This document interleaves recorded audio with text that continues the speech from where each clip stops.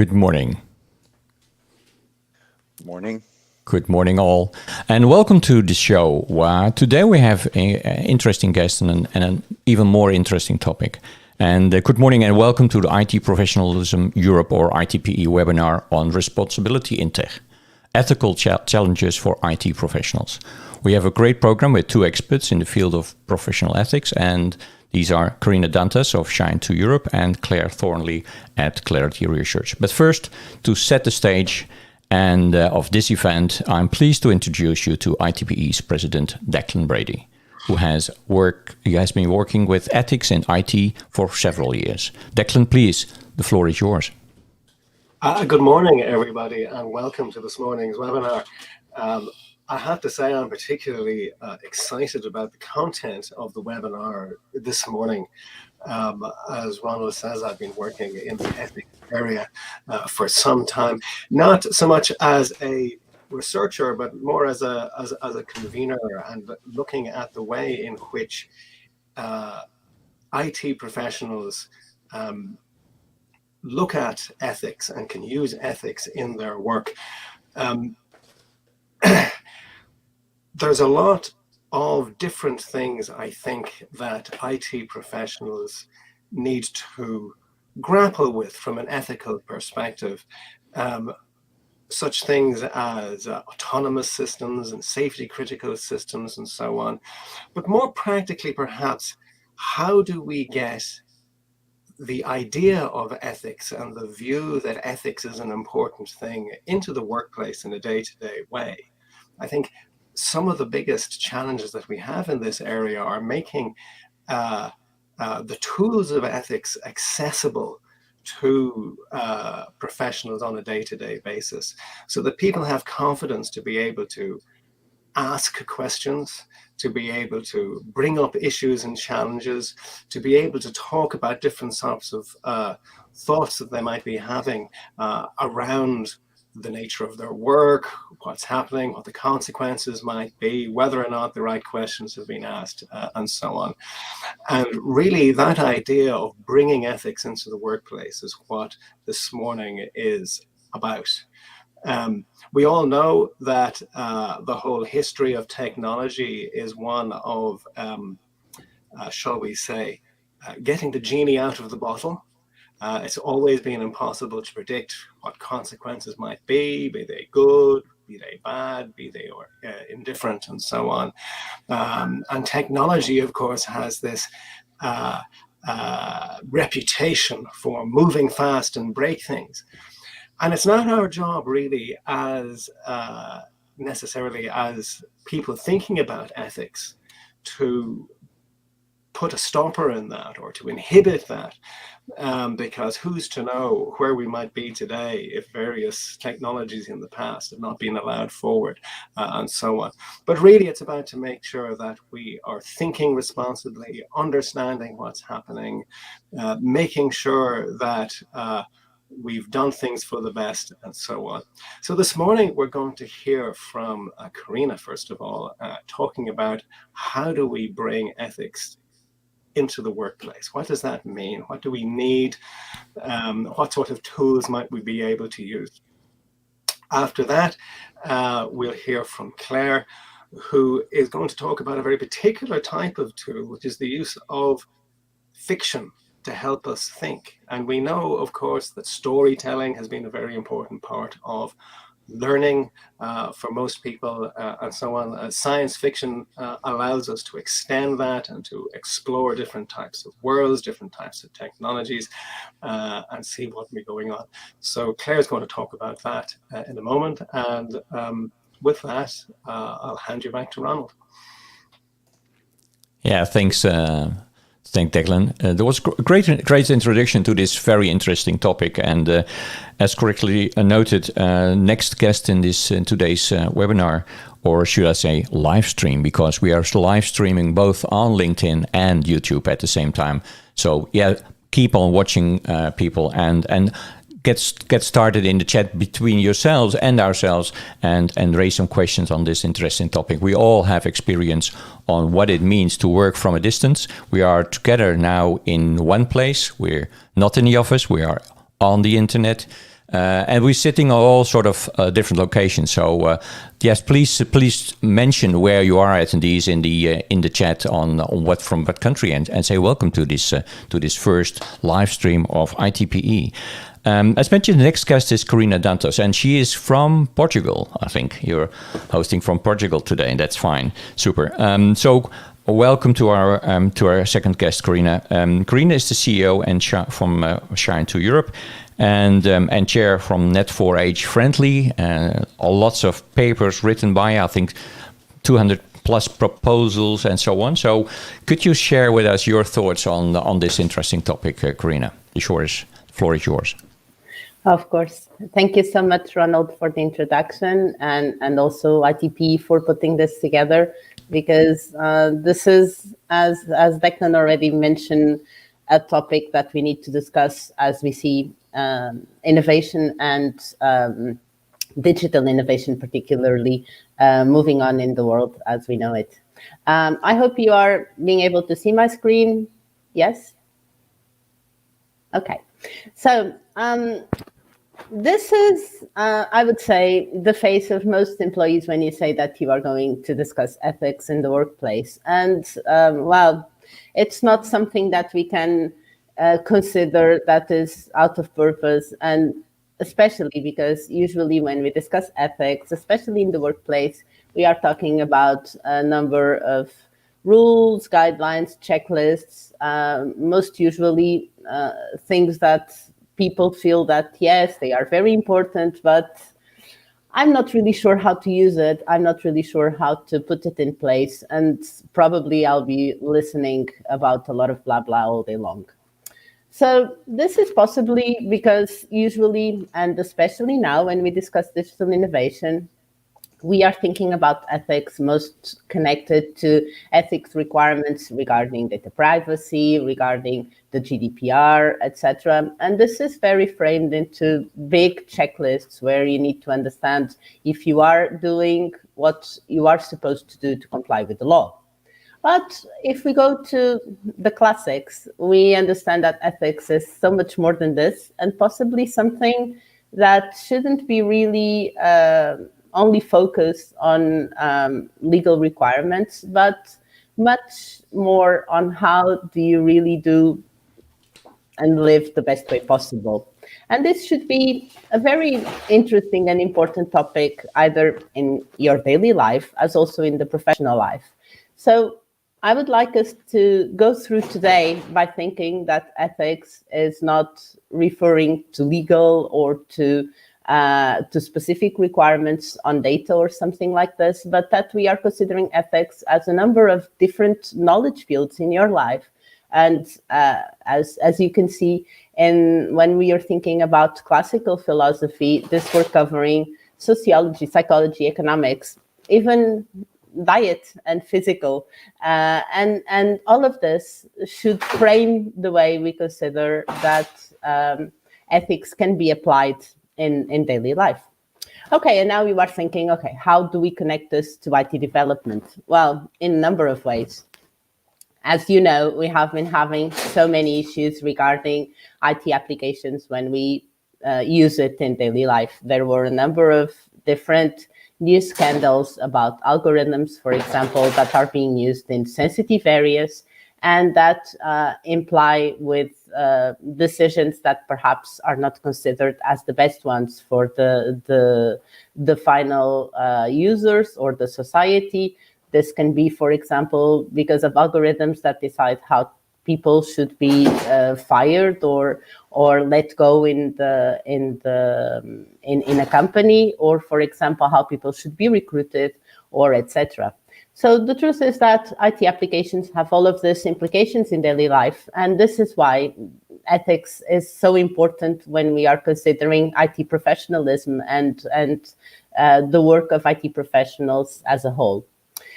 So then, if we shouldn't consider ethics only as data or GDPR or etc., what should we consider? Well, when we talk about ethical excellence, if in truth we consider all of these different areas of knowledge that I was referring to before, then we need to think that if we want to show this to people, if we want to propose this to people, we need to consider that it needs to be simple. It needs to be, of course, legally compliant, but then we need to propose people a simple way, not to, of course, learn how to solve ethics, because it's not an issue to solve, but how to scope for all of the relevant questions regarding whatever they are doing at the moment that can imply some kind of societal challenge, that can imply some kind of ethical challenge, and give some tools and ways for people to address them.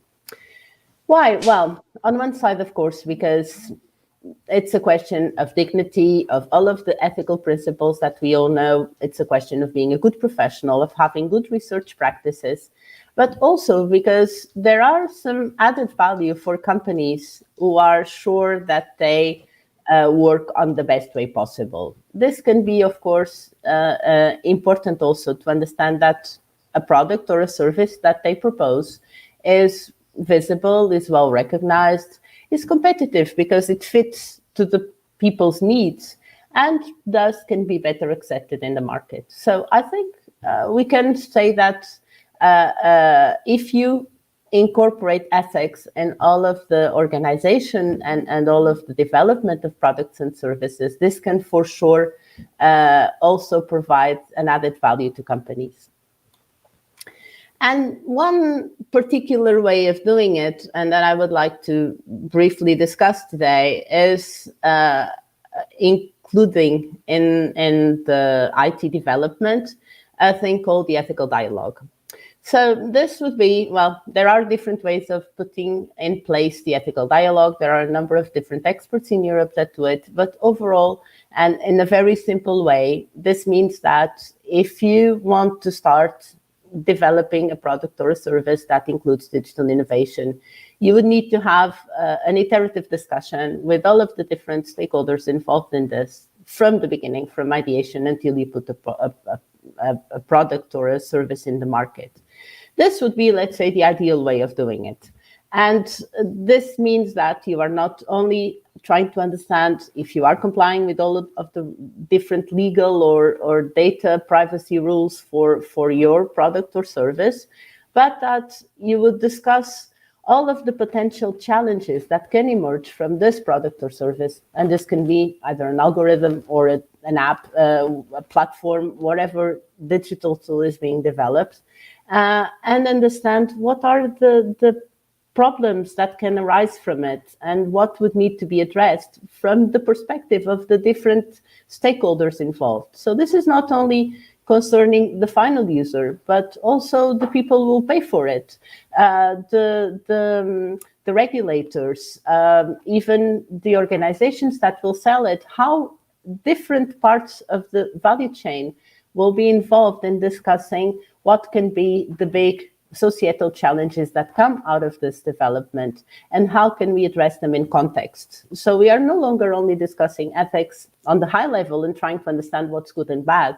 We are trying to discuss it in place, in context, and see for that specific IT tool, how are we going to address all the different issues that arise.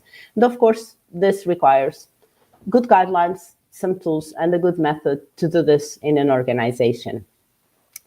However, every time we discuss this, at the end, we also understand that for IT companies, it's very complicated to implement such a process in place. And there are a number of obstacles that are, well, even already available in the literature. Of course, organizations are not really put together at this moment to include this in their workflows. There's a lot of different interests to put together, and mainly there's not much time to do this. As you know, and Declan was mentioning this in the beginning, professionals and companies are always rushing, especially in the fields of digital innovation. So how can this be something that would be of interest to include in the process and still imply resources and time? So when we go through the involvement of stakeholders in the development of IT services and products, usually we would like to have the last one, which is, well, when I do this, I discuss societal challenges in multidisciplinary teams. I do it from the beginning of the process to kickstart ideation. But the truth is that most of the times, what exists at most is the first one.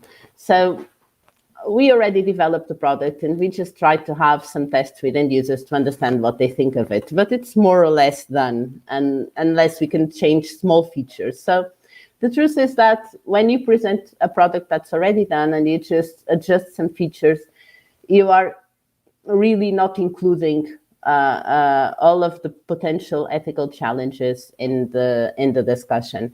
And then this possibly can also bring some explanation of why there are so many things being developed and low uptake, especially in some areas like, for example, health or social innovation. So the AEL program understood this some time ago and understood also that there was a specific issue with innovation projects. So the AEL program works mainly on innovation projects for the aging society, that is especially for older adults. So there are a lot of products and services being developed, funded by the program on the areas of health, of social care, etc. And there still are, as you know, with all of the different funding programs, a number of projects that are very interesting, that are developed, but then they have a low uptake. And this, of course, comes for a number of reasons. But the program was understood early that ethics were a big issue on this. And in a multidisciplinary team, we developed some guidelines, and these are now being applied in different projects for almost 2 years now. And we are discussing with the different stakeholders what is doable, what needs to be adjusted, if they find it useful, and how far can they go on implementing ethical excellence. This process, this framework for the guidelines is mainly based on two areas. One is legal compliance, of course, with hard and soft law, but then there's also the process of the ethical dialogue. And this has been tested in several different projects. This is just these are just some potential examples. And as you can see, they are in very different areas. The IT developers, the organizations that are involved in the project, but also besides the developers, that can be companies or research centers, there are also end user organizations, etc. They are telling us how do they consider that this can be applied.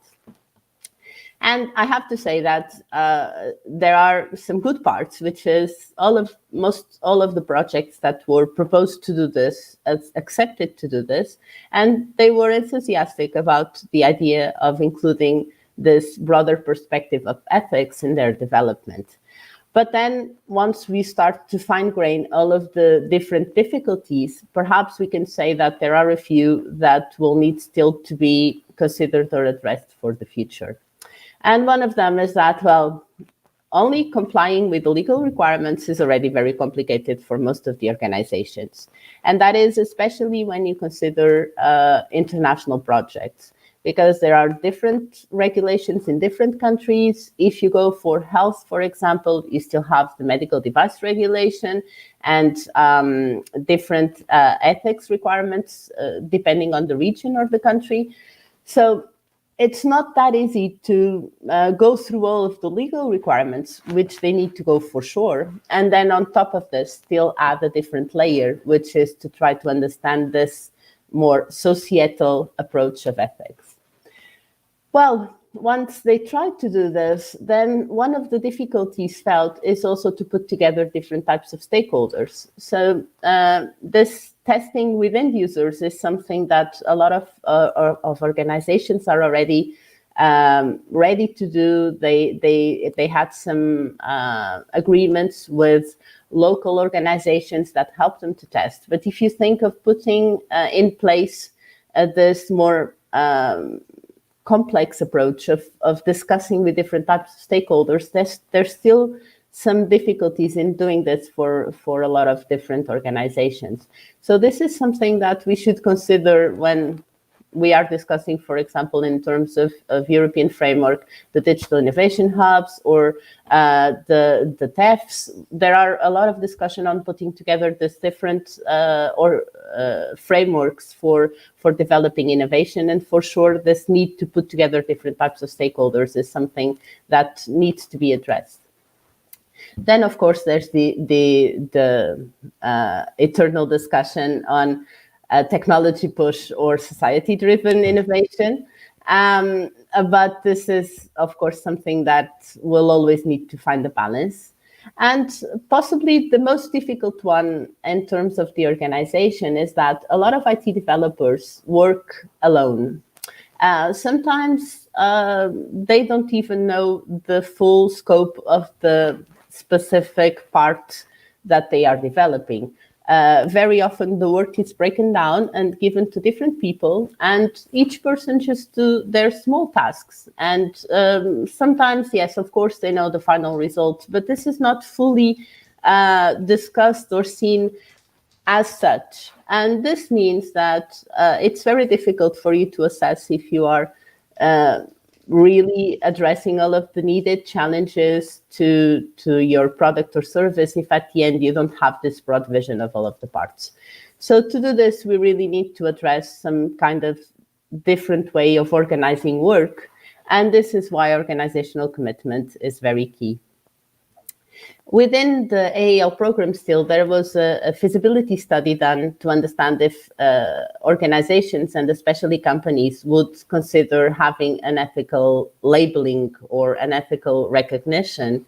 And although everyone found this very interesting, there were a number of issues that they put forward saying that to do this, we would have difficulties in paying such a scheme. This would need to have a big investment from the public sector, so from national funding, etc. But at the end, this would be an interesting initiative if there was this funding part considered. So this is very important if we go through what we have been developing and in a team also with Claire, which is the European Professional Ethics Framework for the ICT profession. The framework is now done and under assessment by SEN and by the national committees. But as this process is still ongoing, we need to understand what we need to put in place to implement it. And all of what I have been discussing until now is probably framing a little bit what are our main challenges for implementing this. While we were developing the framework, it was very clear that organizations understood the need to have an ethics strategy. But they find it very clear that in most organizations this still doesn't exist, or it's still not clear enough. On one side, on the organizational side, but also because the staff members are not sufficiently trained or qualified to identify ethical issues. So possibly there are here some very clear aspects that we need to discuss to move forward, which is providing training, either coming from the university qualification or continuous training, and then having this included inside each organization in terms of induction and discussion. The framework that is now being assessed and hopefully going to be implemented soon includes a number of different areas that come from the planning until the managing part of it in organizations. And this pragmatic approach, we feel that may be helping organizations to actually implement it in place. The question is that, well, I'm pretty sure that most organizations will aim to have an ethical excellence implemented. But for this, they need to have the tools which we hope to provide also with the framework. And they need to have a very clear pathway to do it and the workflow to do it inside the organization. And then, of course, to be sure that the teams are multidisciplinary and have the room and space to discuss ethics. And if they do, well, they will probably have a number of added value to implement it. On one side, of course, because they will have less risks in terms of legal consequences than others, but also because workers will feel more connected to the organization. They will probably be interested in being in an organization that promotes ethics and trusts, and of course, this will hopefully also increase the competitiveness of the product or service they are developing.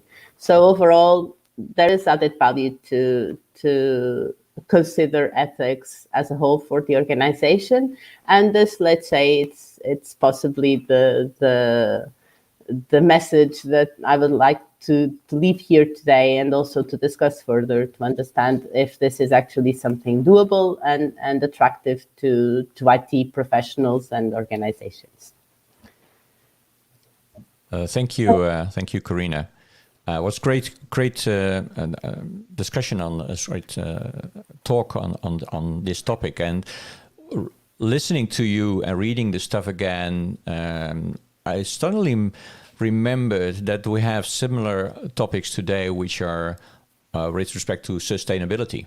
I think you will be a better company if you are more on ethics. You will be a better company if you are, let's say, completely entrenched in the sustainability approach.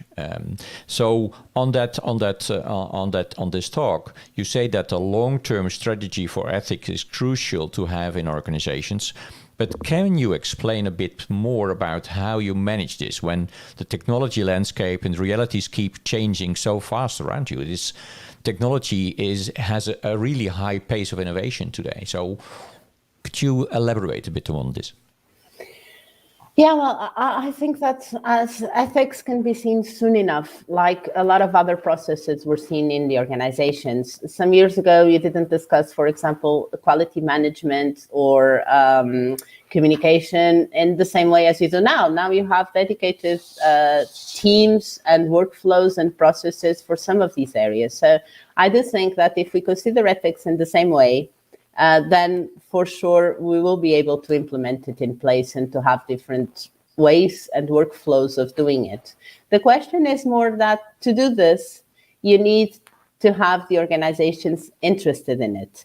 And for communication or for quality management, for example, at a certain point, it was clear for a number of different organizations that this would be an added value, that it would add possibilities of profit, that would be an upgrade on the organization, and this is why it was implemented. So I think it's now our place, all of the people involved in this area and that understand that it is crucial, that we also push a little bit for it and try to find a way to pass this message of the added value of having ethics embedded in your organization.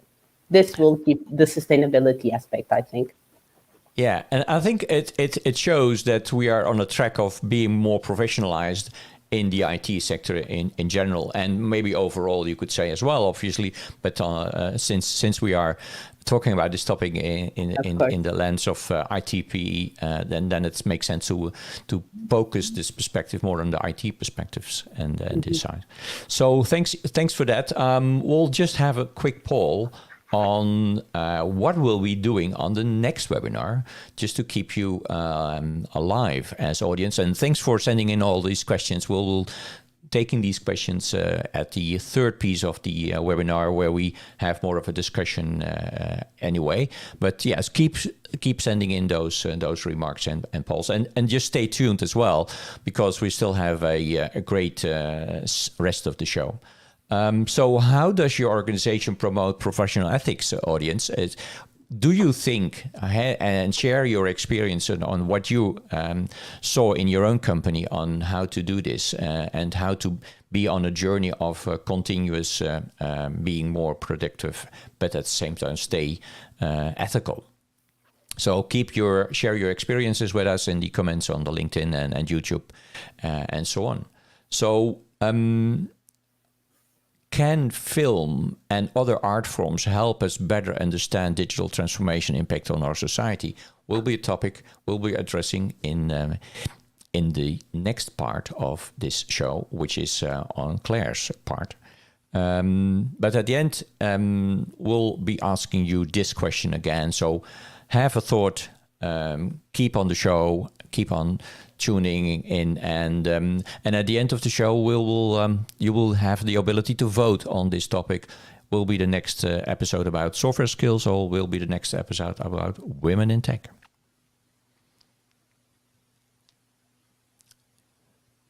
So, Claire, you're on for the next part of your topic. Okay. And to start the introduction, Claire, with obviously Declan already did a part of the introduction, but just to make a new start in this part of the episode, Claire is a CEO and principal consultant of Clarity Research Services, and research consultancy provides expert services and support on policy development, knowledge management, and IT professionalism. And that's a part of the topic, but more for me, it was a really interesting and intriguing start of this topic, which is about science fiction. Claire, could you share your thoughts with us, please? Okay, thank you very much, Ronald. I hope everyone can see my screen, see the slides now. So yes, good morning or good evening for our colleagues from Australia who are in other parts of the world. I'll talk for about 20 minutes about the role of imagination and fiction, particularly science fiction, in this topic of how we can get better incorporating ethics into ICT innovation. And just to link into what Karina was saying, notice she was talking about ethical dialogue and getting better at that, involving different stakeholders and making sure that everyone could see the big picture of what they were doing. That was an important ethical factor. Yeah, and Claire, on that topic, on the bigger picture, could you move into the bigger piece of the slides, because we are now sharing the presenter screen. Oh, okay. Right, 1 second. Is that better? No, yeah, that's better. Super, thanks. Yeah. Sorry. Okay, so right, so yeah, the title of the talk, just to explain it, the Round Earth's Imagined Corners. This is not from a science fiction work. It's from 17th century poem by John Donne, and it's a great poem. But also, it's to remind us that this idea of using our imagination to change our ethical behaviour is very ancient in human ways of thinking. So, in that poem, he's imagining the day of judgment when there's 4 corners of the earth, even though he knows scientifically that the earth already is round.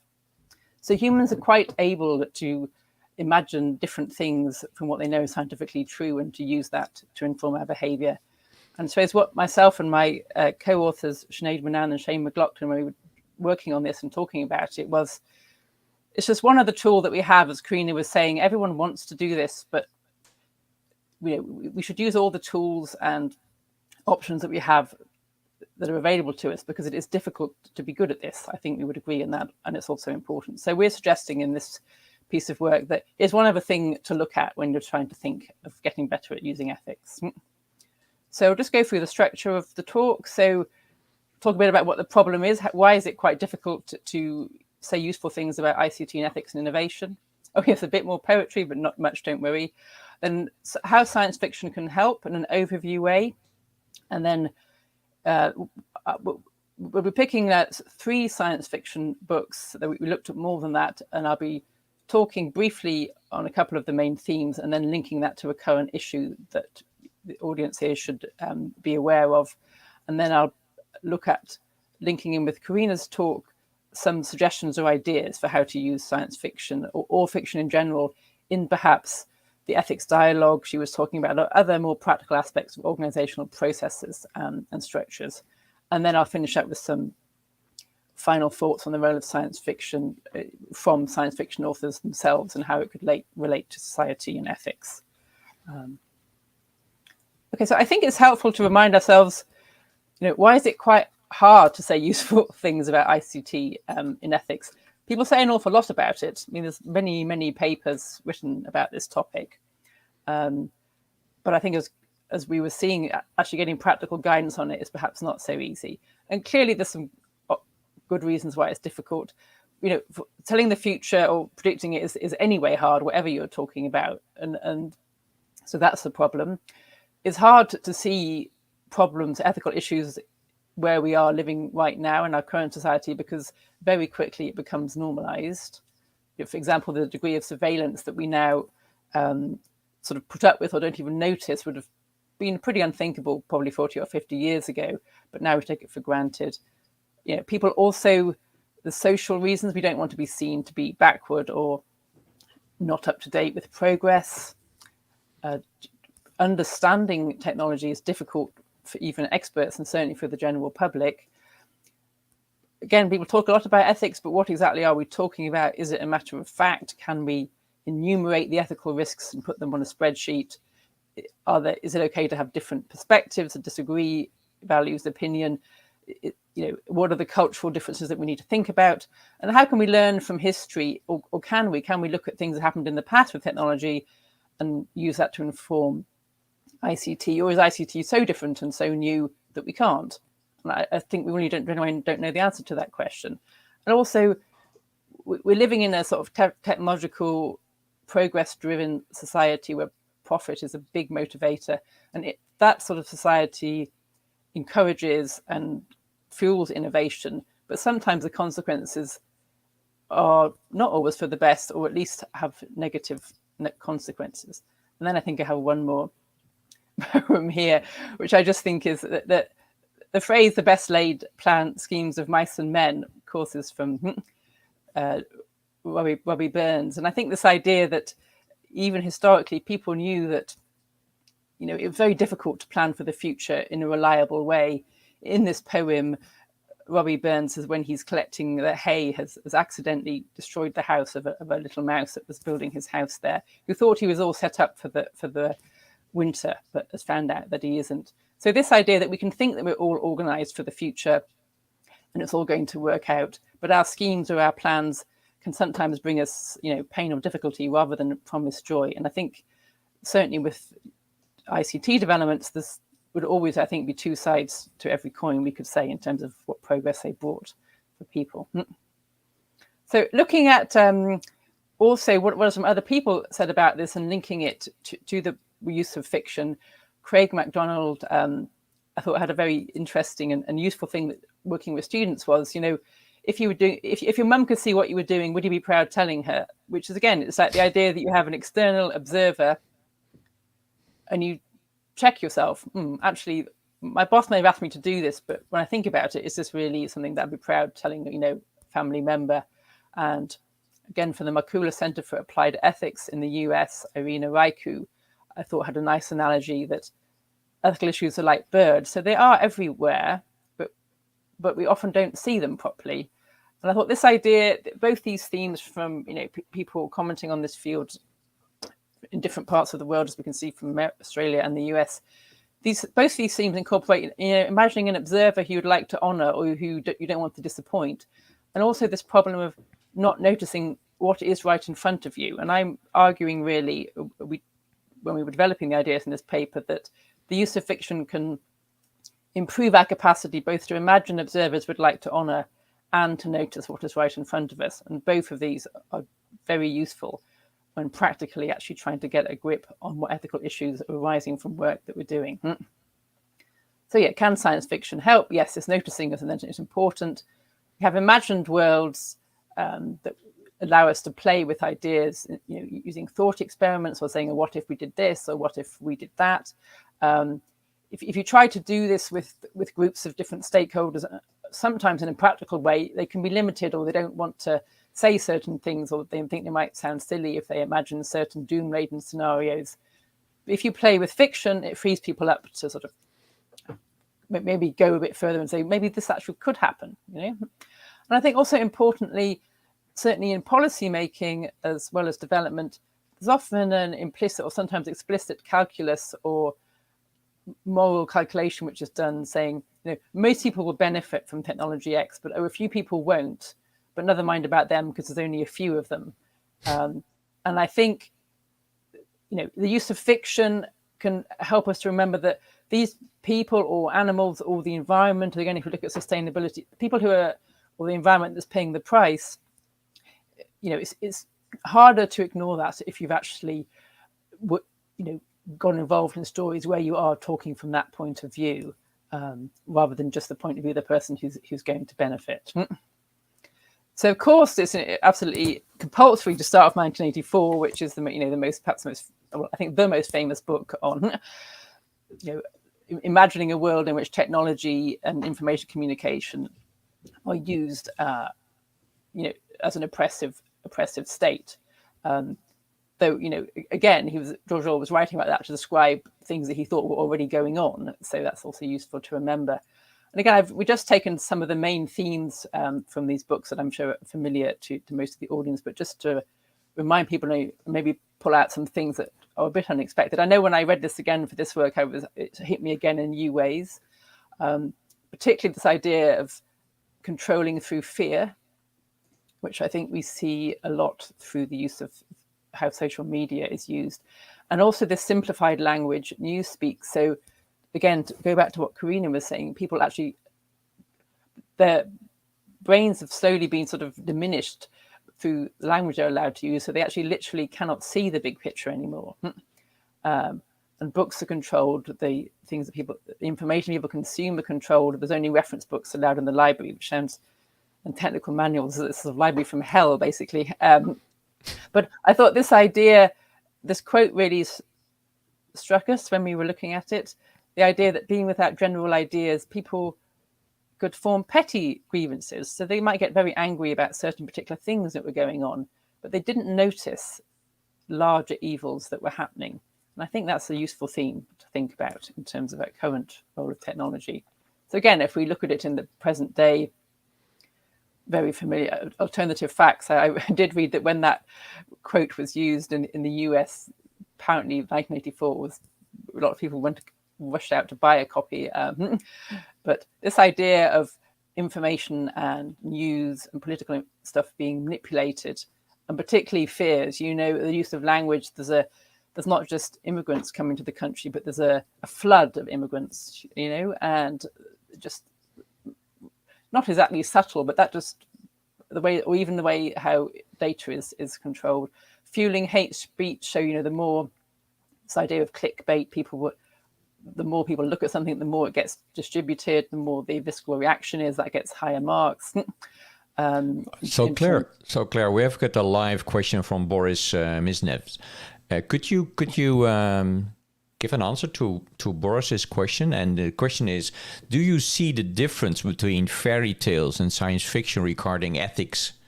As a question number two, he has, is it too late to teach ethics in university?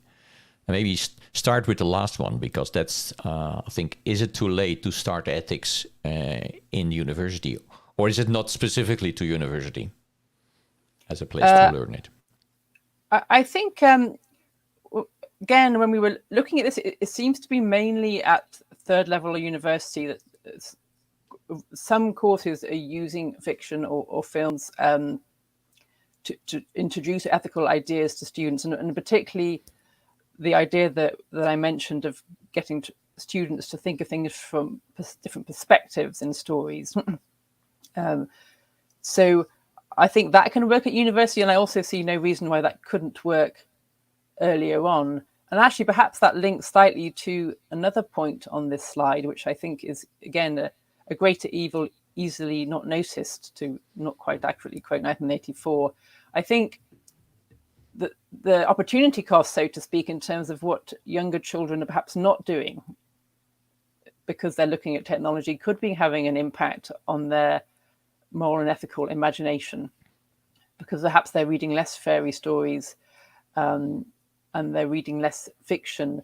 So even if they're not explicitly used to teach, a moral tale, this idea of empathizing with different characters or different perspectives that fiction gives children, I think, is important. But I would hesitate to I mean, fairy tales are normally fairly brutal, aren't they, from my view? So I think, my understanding is that even the Grimm versions were very sanitized from the original ones. So I'm not quite sure, but I think if you look at Bettelheim's work on the uses of enchantment, when he was saying that fairy tales, and this is very true, I think they're perhaps not particularly directly relevant to this issue, that they were often children who had suffered enormous trauma and generally the loss of a mother or a parent, and they survived through their ingenuity. So I think fairy tales show how relatively powerless people can overcome very hard situations through using their cleverness and ingenuity. So I think in that way, they're very useful stories to tell people. Yeah. So Thanks. is that I've at least suggested some thoughts on that question. I've not exactly answered it. That's okay. No. I think it's a clear answer. I think we'll still need to be in some way find a child in ourselves and be able to think in a different way than we used to. And maybe that's in some way the success of even older things like reinventing, rethinking and reusing stuff you used in the past as a child as well. I'm suddenly starting playing Lego again myself, and it's now hip to have Lego, and it's revived in a way.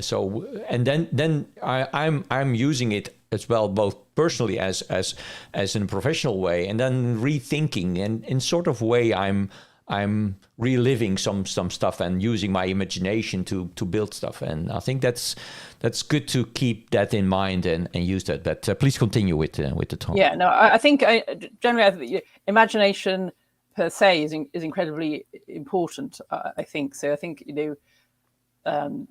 both through the use of fairy tales and fiction, all kinds of things like that, and also for us to think about how that may be possibly being reduced when children are just reading less. So that's one thing to think about. Yep. So the next one, again, another very the ones that I'm picking for this talk are the most well-known ones. I think that seems a good idea. So Brave New World. Again, the title even taken from Shakespeare. What really struck us when reading this one again was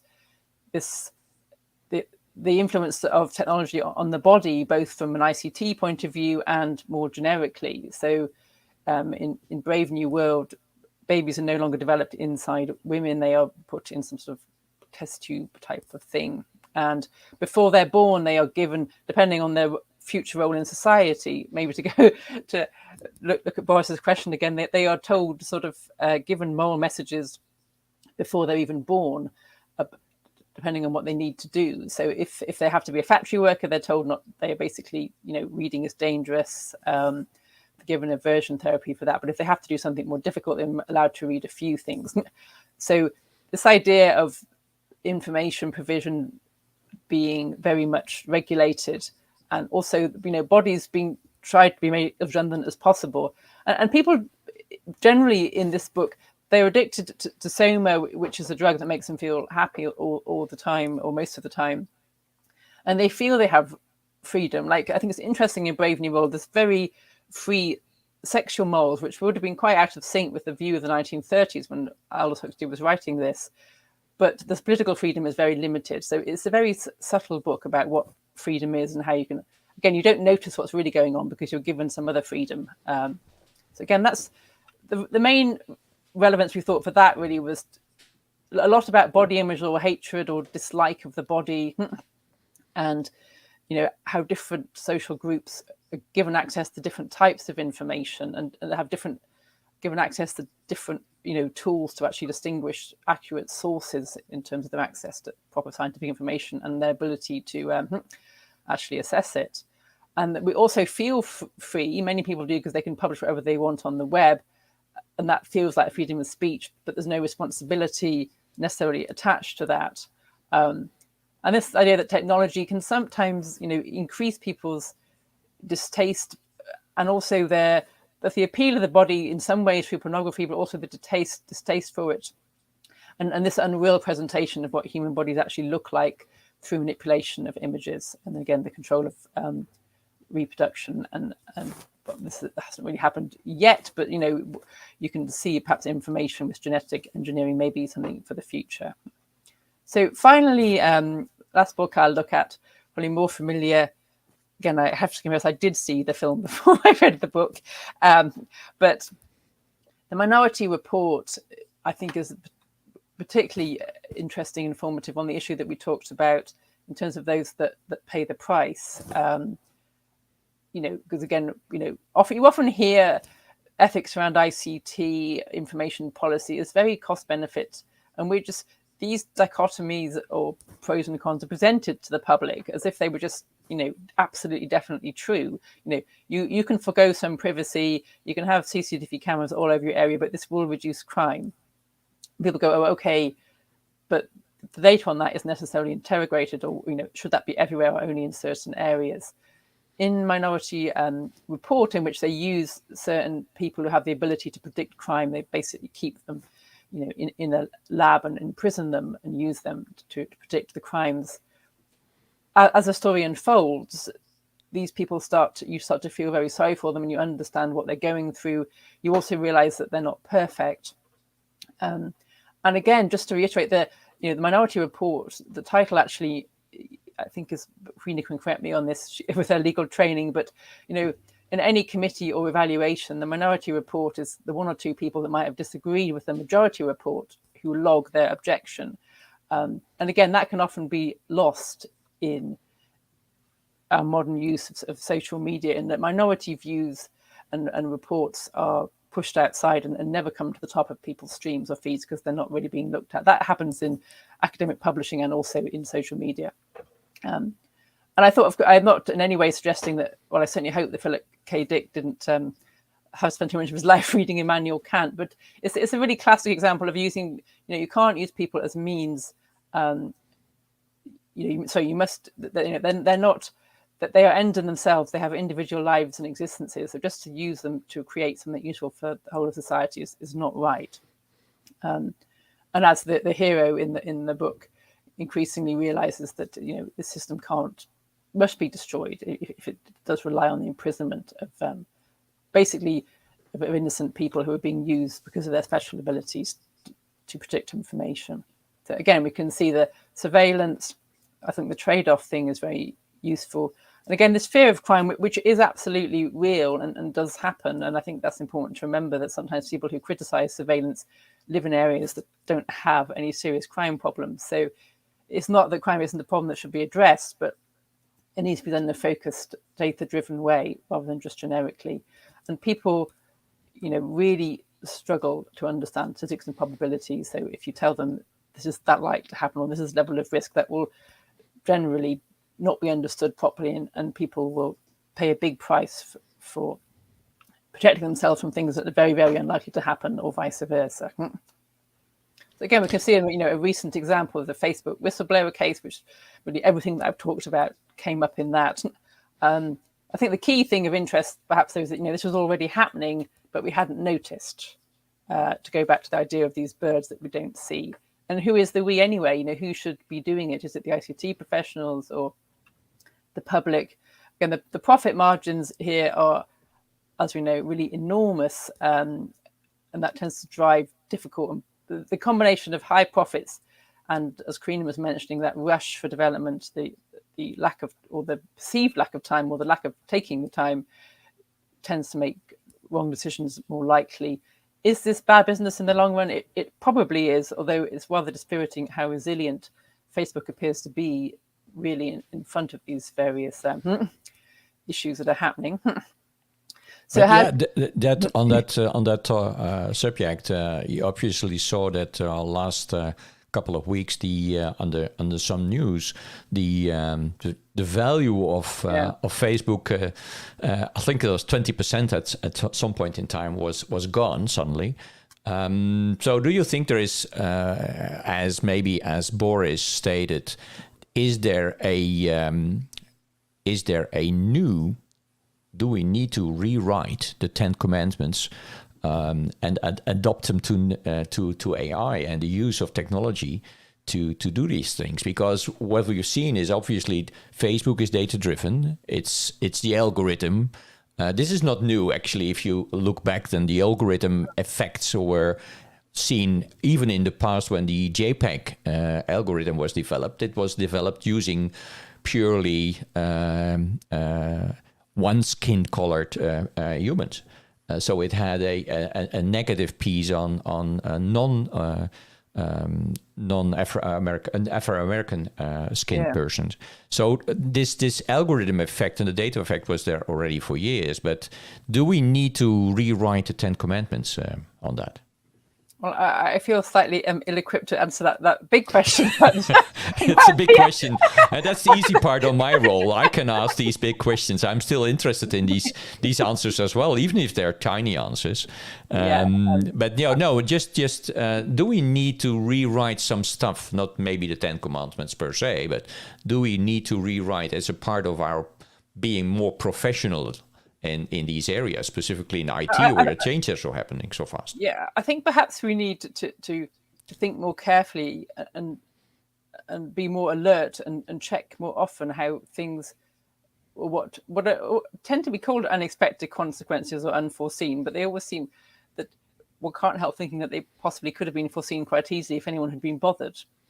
I mean, exactly. If you show images of certain body types to people who you already know from what else they've been looking at that they have body image problems, then it's not hard to foresee that's going to probably make the problem worse. Exactly. So I think that needs to be that kind of thinking about it, and also in terms of ethics, there's different groups in society have different levels of vulnerability to these problems, and so I think that, again, going back to what Queen said about involving different stakeholders, it would be very important to really bring in who might be hurt by this, who is the most vulnerable to being hurt. And again, this also comes up in Brave New World and in the other works I've talked about. This freedom to publish, this freedom to do stuff, for those who already have power and influence, it can sometimes make that bigger and extend the scope of their influence and their power. But for people who are already struggling at the margins, it can push them further back. So these consequences that are unexpected often are very different for different groups of people. So I think in the if you want to go back to the Ten Commandments, perhaps one thing that should be looked at is how these affect different groups more, and that could be done with Facebook and other people. Okay. So just to finish, so really. Really, Ronald's question's actually given quite a nice sort of concluding points, really, to have more empathy, to think about these more complex issues. I think it's also important to really get people and ourselves to not just accept the simple dichotomies that are presented to us. Young people don't mind having their pictures taken because they like to meet up with their friends. And again, do they really understand what they're doing? Are they really doing that, or are they just kind of going along without quite realizing it? And just to get better at imagining different points of view. And so people clearly have different abilities of creativity and imagination. But, if we already use existing fiction, whether it's short stories, long stories, new stories, films, whatever it may be, it can be, just as I was suggesting, I'm not in any way saying this is the only way to address this. Clearly, many other things need to be looked at too, but it's one more tool that we can use that might help us get a little bit better at it. So, and here's some ideas in terms of the workshops or dialogues that Karina was talking about. That's one other thing you could bring to that, looking at exemplars or stories. What if we did this? Developers could, this idea of getting them to see what the impact on the user rather than just sitting in their room developing it for themselves. I think this idea of, indeed, we discussed the whistleblower case, but I didn't really talk about the whole point that there was a whistleblower, which I think is also important. So this idea of using stories to say, could this character have stopped that bad consequence, or maybe they did stop it, and what did they do that stopped it? What can we learn from this to perhaps give us hints about how we can manage our process and our organization to make it easier for someone to stop something and for us to get easier for us to listen to them? I think that's another thing to think about. And again, what issues in this story, trigger or remind me that maybe there already is a possible negative thing about what we're developing, but we haven't noticed it yet, or in the product that was a bit similar that we developed last year, now I come to think of it, there actually was a bit of a problem, but it wasn't so much. So we didn't think about it, but it looks like it could be worse in this improved version, just to give some examples. And my final thoughts, I would just, rather than give my own, of course, I will take my own advice and use a far superior artist, Ursula Le Guin, who I haven't discussed her books, but they're in the paper. And she wrote a wonderful introduction to the 50th anniversary of her book, The Left Hand of Darkness. And she's arguing here that, she's not quite, she's actually disputing what I said earlier on, but I think that's fine in the spirit of debate. She's saying science fiction isn't really a thought experiment. It's not predictive, it is descriptive. And it alerts us to things that are already happening. In her book, Left Hand of Darkness, she imagines a world in the future in which there is no gender as we know it. And people they're very like humans, they're very recognizable, but they are basically they're gender neutral most of the time, and then they become fertile at certain times of the year. And they can either be a male or female in that time. So it has a famous line in it, which is, the king was pregnant. But what she's saying is she's not... her point here is, and there's also many different types of technology and communication in this world. She's saying, I'm not arguing that, that I want people to be like this, not to have gender. All I'm saying is that if you really think about it, sometimes we already don't in some situations. And I'm trying to get the readers to think about this and what that would mean, and to notice what part of it is already true.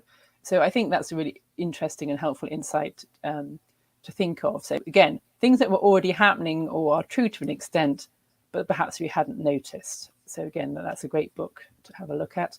And I'll just finish also with my final slide here, apart from the contact slide.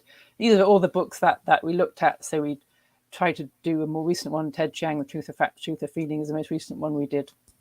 But again, I've tried to pick some aspects from these books to talk about this morning, but there's a bit more detail in the paper, and clearly happy to discuss it in a separate time or whatever with people. So thank you very much. I'll finish up there. Thank you. And that's the contact there. Thanks, Claire, for a great talk as well. I think we had two great talks this morning with some context by Declan, and I have just a couple of questions from the audience and so on. So, can you think, Claire, of any example where fiction has made a difference to society ethical awareness of a situation? No, thanks. I think I certainly think that some books like 1984 seem to be part of the collective consciousness. So when something bad happens with Facebook, or that issue of an alternative facts, people start talking about it. But I think it is hard to think of an example, a concrete example, in which science fiction itself perhaps has made a difference. Though I would love to be contradicted if anyone has any particular example. If you go back a bit, the use of fiction per se to just cause social change is very long established. I mean, think of Arthur Miller's play The Crucible, which was about witch hunts. And they said, "Oh, so are you saying McCarthyism is a bit like a witch hunt?" And he was like, "Yes, I am actually." Again, I think there's examples like that in which pieces of fiction that have raised awareness about issues, or on a very different level, the children's story Black Beauty, which about a horse, had a very big impact, basically revolutionized animal welfare legislation across the world, because it told the story from the point of view of the horse. So I think there are examples, where a story, whether it's done it through maybe comparing a current situation to an historical one, everyone thinks that, well, most people think the burning witches is wrong, but they thought McCarthyism was okay. But then when you showed them that they're quite similar, they perhaps think, oh, right, okay. And again, in terms of the animal stories, again, once you can see the world from the point of view of the animal, it's very hard for you to have no feelings about how it's treated. So again, they are obviously categorically not science fiction stories, but I think there are examples of where fiction has informed debate and indeed brought in legislation. So I think there's certainly scope for it to have an effect in some cases, in this field of ethics that we're talking about this morning. Yeah, I think you're right. And maybe what is different from the past is that the change speed is that high. So we need to adopt and adapt in much a faster way than we normally would look. And I love the model Karina showed where you sort of, from a more nerdy side, is sort of DevOps, but a sort of ethics ops type of continuous combination of operations of working and ethics as a continuous motion, let's say, instead of once a while doing a test or once a while doing a change and stuff like that. So the continuousness is more important today than it was in the past because of this rapid change. And I saw some great comments as well of people of Star Trek, and I know Declan likes Star Trek as well, that the communicator and the first use of the interracial kiss, which had an influence on society, I think, as well. So I love the Black Mirror series, where I think one of your examples you showed, Claire, has they borrowed, let's say, in a sort of way, this story in their episodes. So yeah, I think ethics are so important that we could fill hours of talks, and maybe we should. That's a question as well, and we'll go back to the poll in a sec. But I will just ask some questions general to you, Declan and Karina. On would you like to share your thoughts on the usefulness of futuristic scenarios as part of an overlying approach to ethical thinking in society? And who wants to go first? I'll start because I'm a big sci-fi fan anyway. Futuristic. I think the great benefit of science fiction in this, as a tool, as a thought space, is that you can establish any rules that you want and let it play out, and it doesn't suffer from present fiction or past fiction in having to fit within a something where you just keep saying to yourself, no, that would never happen, or it's not real, or whatever it is. Once we put it into the science fiction space, then of course it can be real. So we're now free to explore what the implications and consequences of that are. And many authors, as Claire has pointed out, do that extremely well. So absolutely. Now, for it to be a tool, I think, we have to look at works which, once they've set the rules, continue to obey them.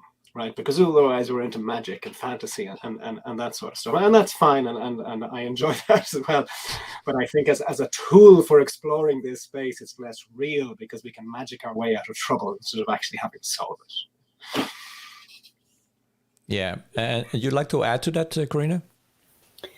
Well, Declan put it very nicely, and this whole idea of trying to explore the way we consider things in the science fiction scenarios, like Claire puts it, I think it provides a big safety net to be able to address some things that perhaps we wouldn't be addressing if we thought of real places and people. So this is for sure, I think, something that could be included in the daily management of ethical issues, because it makes you get out of your context and yourself and think about things in a different perspective. And this question of empathy and considering things from different angles than your own is possibly the cornerstone of ethics. Once you have empathy and you can think about things in this way, for sure you will consider ethical and societal challenges in a different way. So yeah, absolutely yes to to everything. Yeah. Another question is, you mentioned, Karina, that legal aspects of tech compliance are already challenging organization enough. Do you have an opinion, and I know you have an opinion, about the current regulatory initiative of the EU level? Do you think the EU regulations help to steer companies and focus them in the right direction, or do they only add further complication to the already complex mix? Well, I would like to say that I have a simple opinion on this, but perhaps I don't. Because on one side, I think that most of the EU initiatives in this area actually aim to bring some order to the chaos, at least in some areas, because of the different regulations you have in different countries, in different areas, etc. Of course, that this adds then an additional layer of complexity. So, so this is why I meant that perhaps the answer to this is not easy, is that I think at the end it's inevitable. So we will need to try to aggregate more the views on regulation, try to make them more harmonized throughout Europe. Otherwise, at a certain point, it's really difficult to, especially for companies, I think, to try to organize themselves in such a different landscape. Depending on the country you want to sell something, you need to start all over again in some situations. So I don't think this is feasible. In reality, we need the EU to advance on this. But of course, that then at the same point, at this moment, what we still have is a lot of EU needs, requirements, and then all the national ones, and then all the regional ones. So for sure, at this moment, this is an additional level of complexity. Let's see if we can all work further to try to find some common basis, or on the opposite side, if everyone wants to keep their own small autonomy niches, which imply, of course, additional hurdles in this field. And obviously, we have a responsibility as a human being, as a person. Me, myself, I have a responsibility as well to be ethical with respect to my information and the information I share and provide and use. So I think it starts from the bottom up as well. We have a responsibility using these technologies and sharing information and being knowledgeable, more digital savvy in how we use these technologies as a person.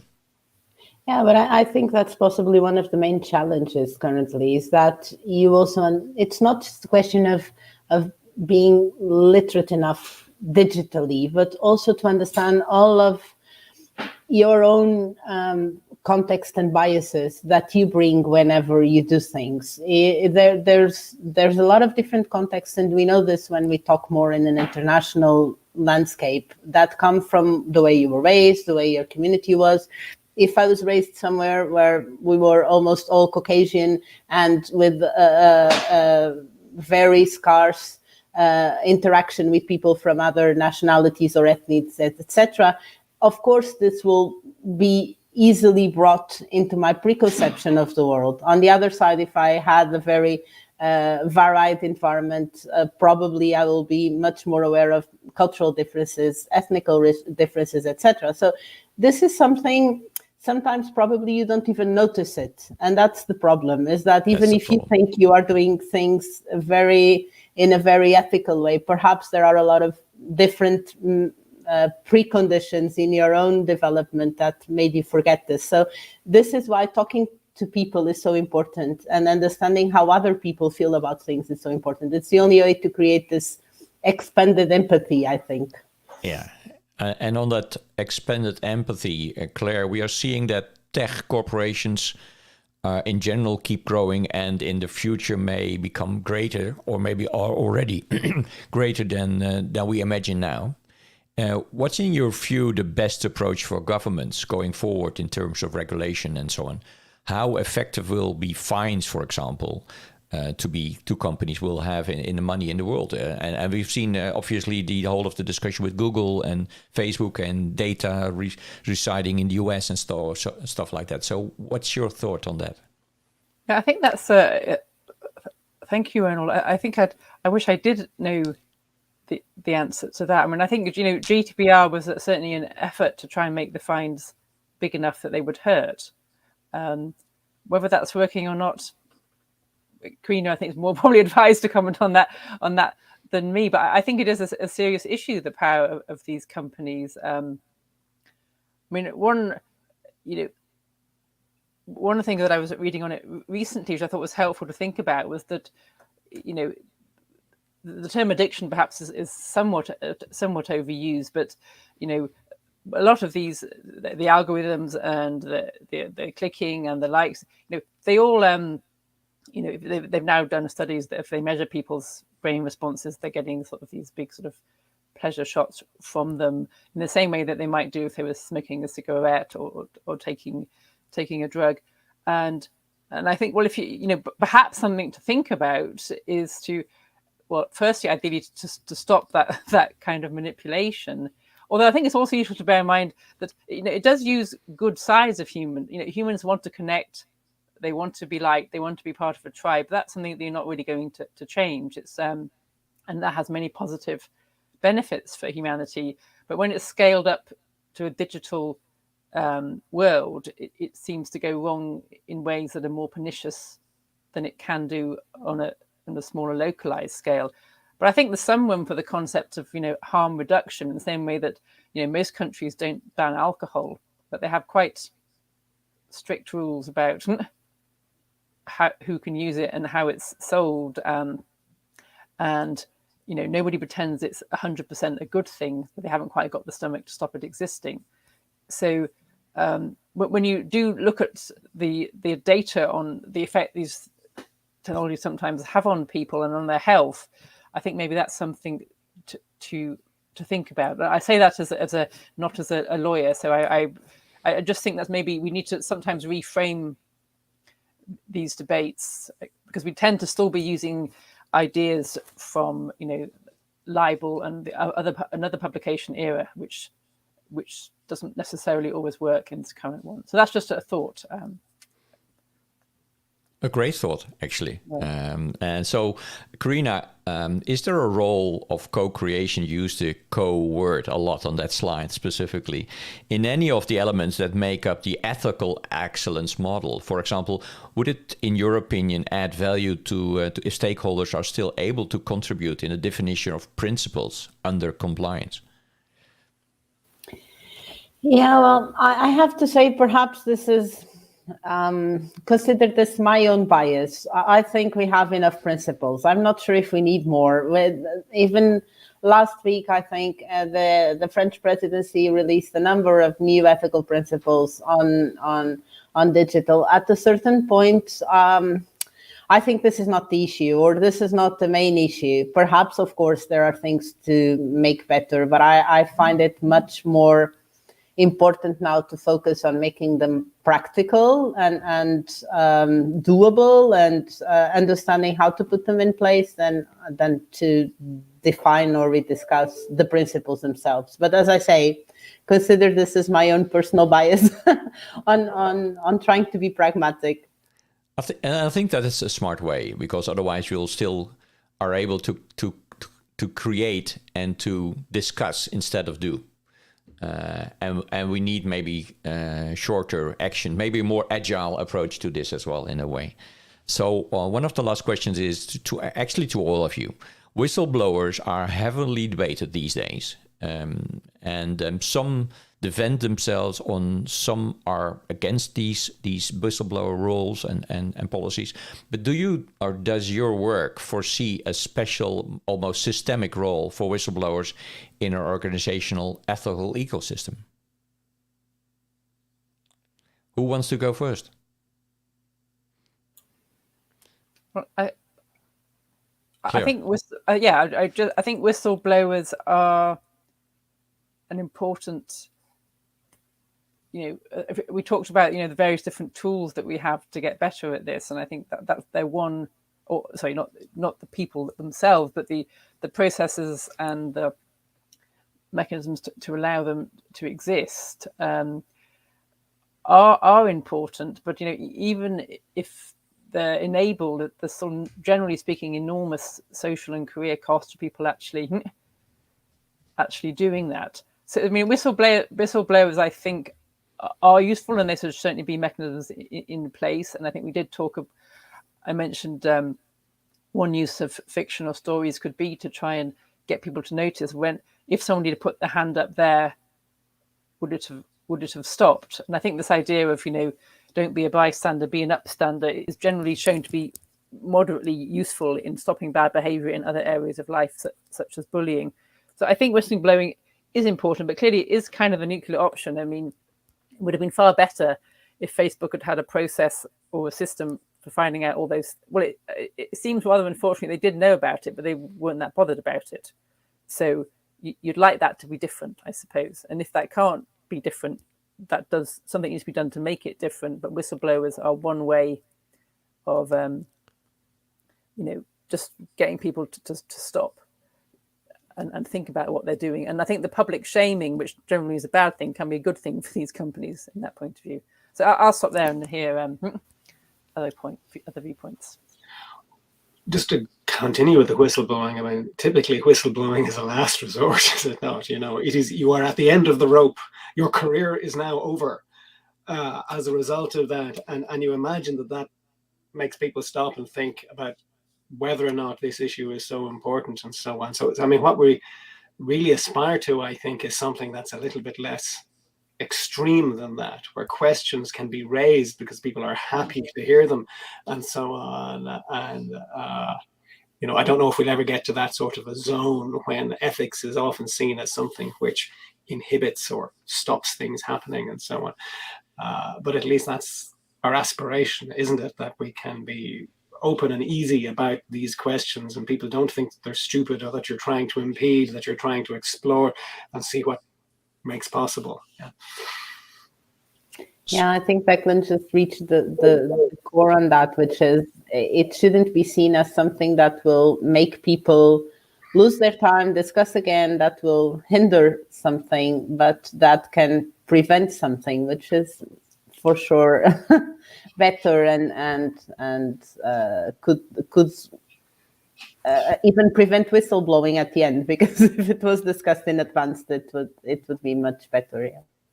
I mean, one thing that came up with some of our discussions on this paper and related work is that people tend to see being in a rush or doing things quickly as a morally neutral thing. Like, am I doing this project in 4 weeks or in 8 weeks? That is seen as an operational or a business decision, but it's fairly clear that cramming things into a very rough schedule has quite big ethical implications. It makes it much harder for people to stop and notice and have empathy. So I think that's an important thing to recognize. With Declan said, whistleblowing is a failure, really. It should have been stopped before. But how you plan your work can make it more or less likely that people will notice things as you're going along rather than waiting till the end.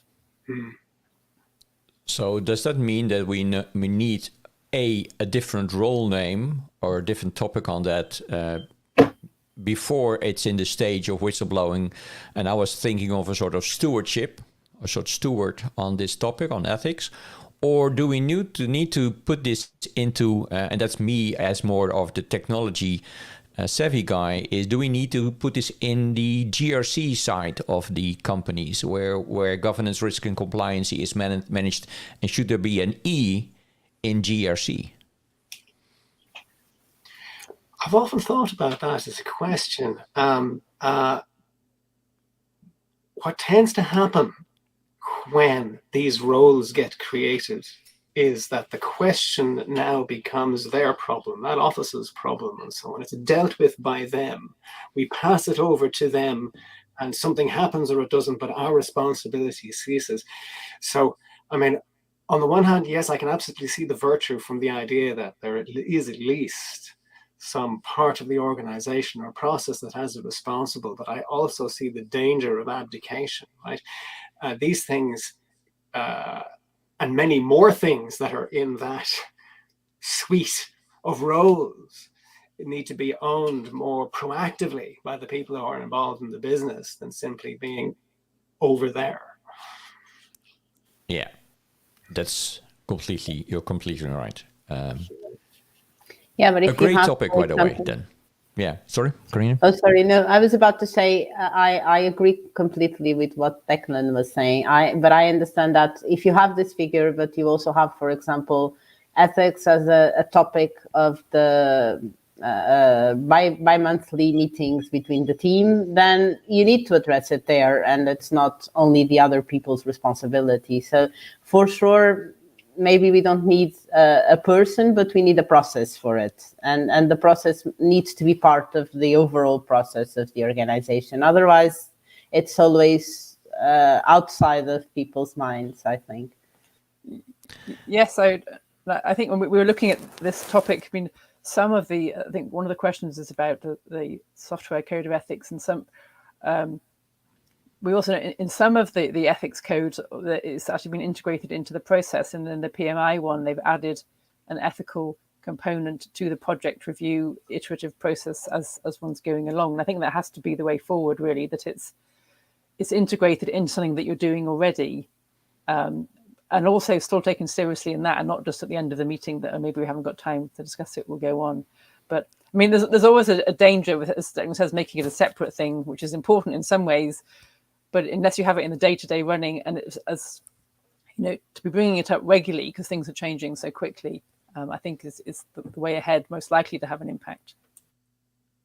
Yeah, and on the topic of time and moving out to the next meeting, we are almost at the end of this episode of IT Professionalism Europe on the great topic we discussed today on ethics. And so thanks for all the great questions. As promised, we are going to do the final piece of the slide, and then I'll come back to all of you on the farewell and so on. So I'll add to the stream now the last slide. And audience, you can just vote by putting it into LinkedIn or YouTube. It depends on the channel you're watching from. Is it number 1 you want to see in the next episode? Is it number 2? And number 1 is software skills. What job roles do we need and how will they help business grow? Or is it number 2, women in tech?